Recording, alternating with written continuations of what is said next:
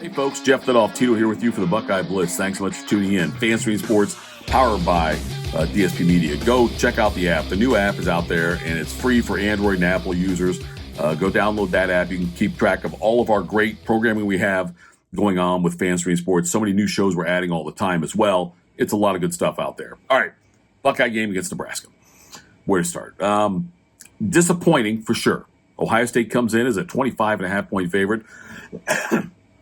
And then barely wins 21-17 over a Nebraska team that just got throttled by Indiana last week, 56-7 in Bloomington.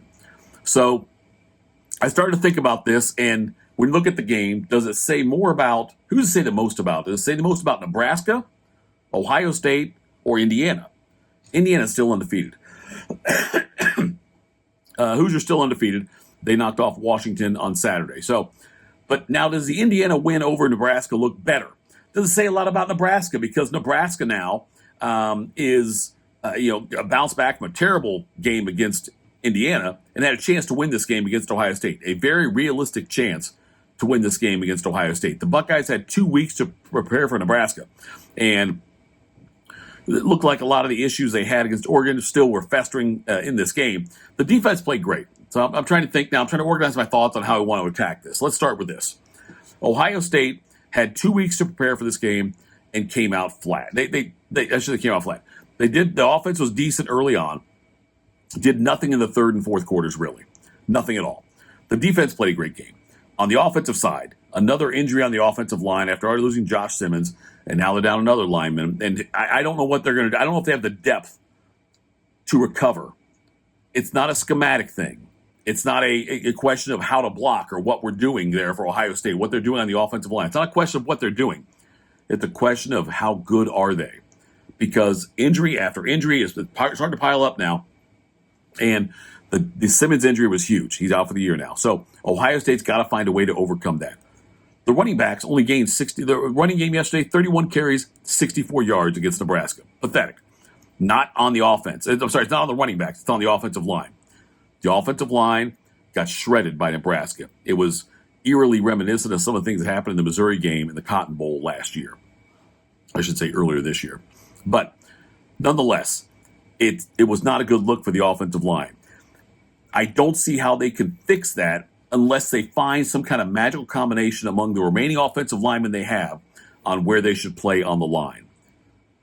But it's not like Travion Henderson and Quinshon Judkins all of a sudden don't have talent. They've got great talent. I think Judkins had 10 carries for 29 yards. Henderson, 10 for 25. That's not going to cut it against Penn State coming up in Happy Valley on Saturday. Will Howard, I think, played an okay game. Wasn't great, but it was okay. He was 13 for 16. A few touchdown passes there. He had the one pick. But Howard played well enough for Ohio State to win this game, which is all that counts. I wonder if they'll start doing more designed runs for Will Howard.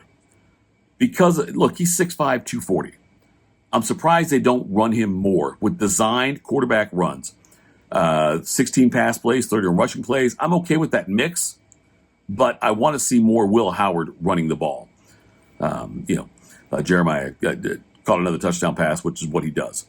But the big issue on this team going forward is going to be the offensive line. This offensive line, if they play like this against Penn State, they won't win. If they play like this in the playoffs against a team like Georgia, or they will not win. There's no way around it. This offensive line needs to be better. I am shocked at the lack of depth on the offensive line, and I think that it's surprising to me that Ohio State has had such an issue with that, with how much money they spent this year. They said $20 million NIL. And this is the best offensive line. This is the most depth they can come up with. That's surprising to me. So the offense did not play great in this game. Howard was okay. Offensive line, though, did not help run block at all, and that's why Judkins and Travion Henderson had such pedestrian numbers in this game. Defensively, Ohio State, that's what won the game. If you look at it and say, Indiana only gave up 7, Ohio State gave up 17 to Nebraska, you could look at it that way and say that's not a good thing, but the defense very much had a bend but don't break mentality in this game, as far as production goes, I guess I should say, not mentality, production.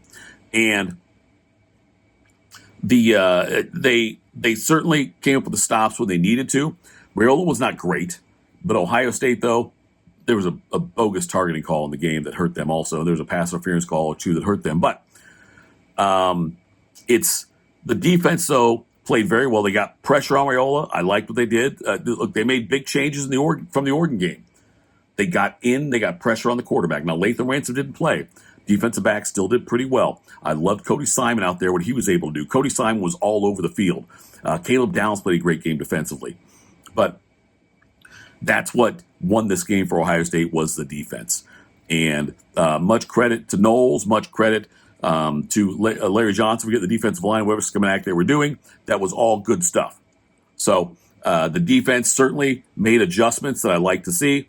It's just frustrating with the way the offense played and having 2 weeks to prepare. And this is my concern with Ohio State.